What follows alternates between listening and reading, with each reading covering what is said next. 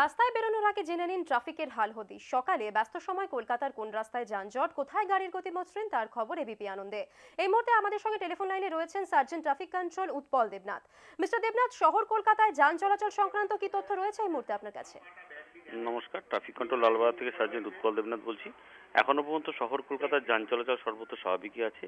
আর আজকে সারাদিনে পূর্ব নির্ধারিত মিটিং বলতে বেলা 12টার সময় একটি প্রসেশন, যেটি আলিয়া ইউনিভার্সিটি 17 নম্বর গোড়াচাঁদ রোড থেকে বেরিয়ে হাজি মোহাম্মদ মহসিন স্কোয়ার পর্যন্ত আসবে, যেখানে 200 থেকে 300 মতো কালেকশন হতে পারে।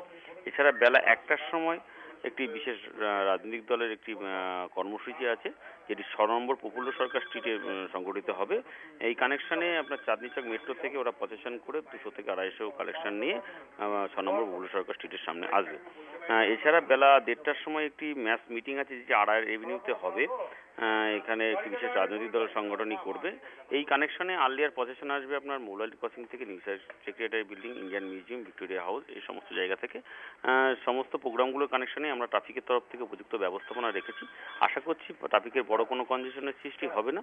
আর এখনো পর্যন্ত কোনো দুর্ঘটনার খবর নেই। আশা করছি বাকি সময়টুকু যান চলাচল সর্বত্র স্বাভাবিকই থাকবে। নমস্কার। ধন্যবাদ আপনাকে।